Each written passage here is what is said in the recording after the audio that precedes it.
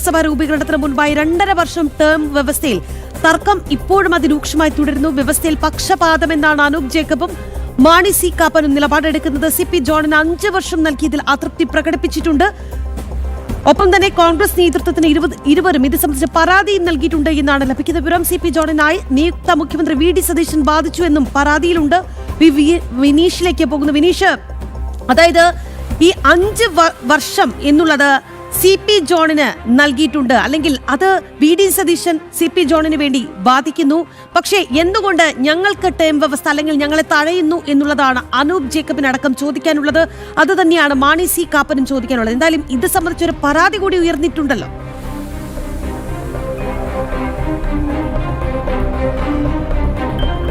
തീർച്ചയായിട്ടും നിലവിൽ ഈ ടേം വ്യവസ്ഥയിൽ വലിയ രീതിയിലുള്ള ഒരു ആശങ്ക തന്നെയാണ് അനൂപ് ജേക്കബും ഒപ്പം തന്നെ മാണി സി കാപ്പനും കോൺഗ്രസ് നേതൃത്വത്തെ അറിയിച്ചിട്ടുള്ളത്. അത് അംഗീകരിക്കാൻ തയ്യാറല്ല. മാണി സി കാപ്പനും ഒപ്പം തന്നെ അനൂപ് ജേക്കബിനുമാണ് ടേം വ്യവസ്ഥ കോൺഗ്രസ് ഇപ്പോൾ നിലവിൽ അത്തരത്തിലുള്ള ഒരു തീരുമാനത്തിലേക്ക് പോയിരിക്കുന്നു. ഒപ്പം തന്നെ CMPയുടെ പ്രത്യേകിച്ച് CP ജോണിന് പ്രത്യേകിച്ച് 5 വർഷം നൽകുന്ന ഒരു സാഹചര്യത്തിൽ പോകുന്നു. ഇതിലാണ് വലിയ രീതിയിലുള്ള ഒരു പരാതി ഇപ്പോൾ ഉന്നയിക്കുന്നത് മാണി സി കാപ്പനും അനൂപ് ജേക്കബും.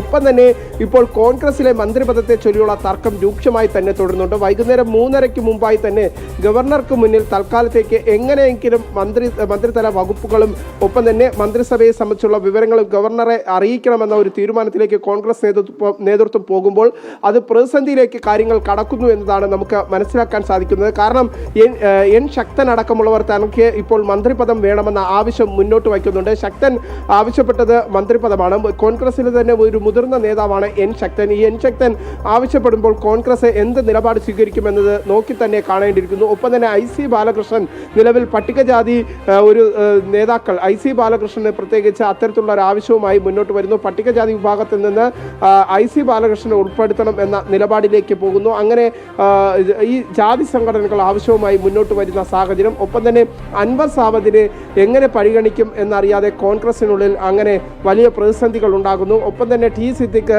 അടക്കമുള്ളവരെ എങ്ങനെ പരിഗണിക്കേണ്ടിയിരിക്കുന്നു എന്ന സംബന്ധിച്ചുള്ള പ്രതിസന്ധി ഘട്ടത്തിൽ കൂടി തന്നെയാണ് കോൺഗ്രസ് നേതാക്കൾ മുന്നോട്ട് പോകുന്നത്. എന്തായിരുന്നാലും ഈ ഒരു മന്ത്രിമാരുടെ ഒരു പ്രഖ്യാപനം ഉണ്ടാകുന്ന ഘട്ടത്തിൽ അല്ലെങ്കിൽ മന്ത്രിസഭയെ സംബന്ധിച്ചുള്ള വിശദാംശങ്ങൾ പുറത്തു വരുന്ന ഘട്ടത്തിൽ വലിയ രീതിയിലുള്ള പൊട്ടിത്തെറി തന്നെ കോൺഗ്രസിൽ ഉണ്ടാകും എന്ന കാര്യത്തിൽ സംശയമില്ല. അത് തന്നെയാണ് നമുക്ക് ഇപ്പോഴത്തെ സാഹചര്യത്തിൽ വിലയിരുത്താൻ സാധിക്കുന്നത്. ഒപ്പം തന്നെ മുതിർന്ന നേതാക്കൾ അടക്കമുള്ള ഇത്തരത്തിലുള്ള ആവശ്യവുമായി രംഗപ്രവേശനം ചെയ്തിട്ടുണ്ട്. ഞാൻ നേരത്തെ സൂചിപ്പിച്ചതുപോലെ തന്നെ എൻ ശക്തൻ തിരുവഞ്ചൂർ രാധാകൃഷ്ണൻ സ്പീക്കർ സ്ഥാനത്ത് വേണ്ട, തനിക്ക് മന്ത്രിസ്ഥാനം വേണമെന്ന കടുത്ത നിലപാടിലേക്ക് പോവുകയാണ്. സമാനമായ സാഹചര്യത്തിൽ എൻ ശക്തനും മന്ത്രിസ്ഥാനം വേണമെന്ന ആവശ്യം ഉന്നയിക്കുന്നു. ഒപ്പം തന്നെ രമേശ് ചെന്നിത്തല മുന്നോട്ട് വെച്ച ഫോർമുലയിൽ ആർക്കൊക്കെ മന്ത്രിപദം ലഭിക്കുമെന്ന് നോക്കിക്കാണേണ്ടിയിരിക്കുന്നു. അങ്ങനെയാണെങ്കിൽ മുസ്ലിം ലീഗും നിലപാട് കടുപ്പിക്കുന്നു. അങ്ങനെ മൊത്തത്തിൽ ആകെ പ്രതിസന്ധിയിലൂടെ തന്നെയാണ് കോൺഗ്രസ് നേതൃത്വം മുന്നോട്ട് പോകുന്നത്. ഒപ്പം തന്നെ VD സതീശന് വ്യക്തമായി പറഞ്ഞാൽ പ്രധാനമായും ലീഗിന് മുന്നിൽ മുട്ടുമടങ്ങിയേ മതിയാകൂ, ജമാഅത്ത് ഇസ്ലാമിന് മുന്നിൽ മുട്ടുമടക്കിയേ മതിയാകൂ. ആ ഒരു ഘട്ടത്തിൽ VD സതീശനും നിലനിൽക്കുന്നുണ്ട്. അങ്ങനെയാണെങ്കിൽ ഇന്ന് കോൺഗ്രസ് തീരുമാനിച്ച കണക്കിന് അല്ലെങ്കിൽ UDF തീരുമാനിച്ച കണക്കിന് 3:30 മുന്നേ ഗവർണർക്ക് മുന്നിൽ ഇക്കാര്യങ്ങൾ വിശദീകരിക്കാൻ സാധിക്കുമോ, അല്ലെങ്കിൽ വകുപ്പുകൾ മന്ത്രിമാർ സംബന്ധിച്ചുള്ള വിവരങ്ങൾ ഗവർണർക്ക് മുന്നിൽ എത്തിക്കാൻ സാധിക്കുമോ എന്ന ആശങ്ക ഇപ്പോഴത്തെ ഘട്ടത്തിൽ ഉണ്ട്, കോൺഗ്രസ് നേതൃത്വത്തിനുണ്ട്. എന്തായിരുന്നാലും ഈ ഒരു അടിപിടിക്കിടയിലും ഗവർണർക്ക് മുന്നിൽ കൃത്യമായി കാര്യങ്ങൾ ധരിപ്പിക്കേണ്ടതുണ്ട്. ആ ഒരു ഘട്ടത്തിലേക്ക് കടന്നേ മതിയാകൂ. നാളെ സത്യപ്രതിജ്ഞാ ചടങ്ങാണ്. നാളെ 10 മണിയോടുകൂടി സത്യപ്രതിജ്ഞാ ചടങ്ങ് ആരംഭിക്കുമ്പോൾ അതിനുള്ള മുന്നൊരുക്കങ്ങൾ ഇന്ന് തന്നെ നടത്തേണ്ടതുണ്ട്. ഇന്ന് വൈകുന്നേരത്തോടു കൂടിയെങ്കിലും ഇക്കാര്യങ്ങൾ ഗവർണറെ അറിയിച്ചാൽ മാത്രമേ നിലവിൽ കോൺഗ്രസ് നേതൃത്വത്തിന് നാളെ സത്യപ്രതിജ്ഞാ ചടങ്ങിലേക്ക് എത്താൻ സാധിക്കുകയുള്ളൂ. പക്ഷേ ഇപ്പോഴത്തെ സാഹചര്യത്തിൽ മന്ത്രിസ്ഥാനത്തെ ചൊല്ലുള്ള തർക്കങ്ങൾ അത് രൂക്ഷമായി തന്നെ തുടർന്നു.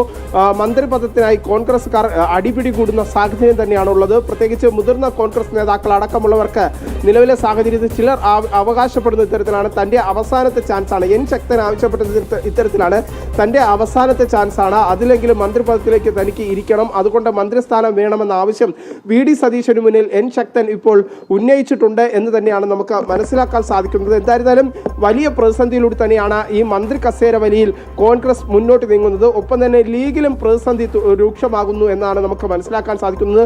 5ാം മന്ത്രി എന്ന നിലപാടിലേക്ക് ലീഗ് കടക്കുന്നു. അപ്പോൾ ലീഗിന്റെ നേതാക്കൾ ഇപ്പോൾ അവകാശപ്പെടുന്നത് അല്ലെങ്കിൽ പറയുന്നത് UDF പ്രഖ്യാപിക്കട്ടെ അല്ലെങ്കിൽ കോൺഗ്രസ് പ്രഖ്യാപിക്കട്ടെ എന്ന നിലപാടിൽ ലീഗ് നേതാക്കൾ നേതാക്കൾ നിലനിൽക്കുന്ന സാഹചര്യം. എന്തായിരുന്നാലും ഇതിൽ മുൻവിധികളുടെ അടിസ്ഥാനത്തിൽ അല്ലെങ്കിൽ മുന്നേ തന്നെ കൃത്യമായി പറഞ്ഞാൽ ലീഗിനെ സമ്മർദ്ദത്തിലാക്കുന്ന തരത്തിലേക്ക് ലീഗ് VD സതീശനെ സമ്മർദ്ദത്തിലാക്കുന്ന തരത്തിലേക്ക് കാര്യങ്ങൾ എത്തിച്ചിട്ടുണ്ട്, ജമാഅത്ത് ഇസ്ലാം കാര്യങ്ങൾ എത്തിച്ചിട്ടുണ്ട് എന്നാണ് നമുക്ക് മനസ്സിലാക്കാൻ സാധിക്കുന്നത്. എന്തായിരുന്നാലും 3:30 മുമ്പേ ഗവർണർക്ക് മുന്നിൽ ഇപ്പോഴത്തെ മന്ത്രിമാരുടെ കൃത്യമായ വിവരങ്ങൾ അല്ലെങ്കിൽ മന്ത്രിമാരുടെ വകുപ്പുകൾ സംബന്ധിച്ചുള്ള വിവരങ്ങൾ എത്തിക്കാൻ കഴിയുമോ കോൺഗ്രസ് നേതൃത്വത്തിന് എന്ന് നോക്കി തന്നെ കാണേണ്ടിയിരിക്കുന്ന സാഹചര്യമാണ് ഇപ്പോൾ ഉള്ളത്. രാഖി, എന്തായാലും സതീശൻ വാക്ക് പാലിക്കണം എന്നുള്ളത് തന്നെയാണ് ഈ ടേം വ്യവസ്ഥയിൽ ഇവർക്ക് പറയാനുള്ളത്. എന്തായാലും കൃത്യമായ ഒരു പരാതി എത്തിയിട്ടുണ്ട്. അത് ഈ പറഞ്ഞ പോലെ CP ജോണിന് 5 വർഷം നൽകാമെങ്കിൽ പിന്നെ എന്തിന് ടേം വ്യവസ്ഥ എന്നുള്ള ചോദ്യങ്ങളാണ് അതിൽ ഉന്നയിച്ചിരിക്കുന്നത്. നമുക്ക് നോക്കാം ഈ നിർണായകമായ മണിക്കൂറിൽ എപ്പോഴേക്കും ഈ മന്ത്രി കസേരകൾ സംബന്ധിച്ചുള്ള ഒരു ലിസ്റ്റ് ഗവർണർക്ക് മുൻപിൽ എത്തും എന്നുള്ളത്.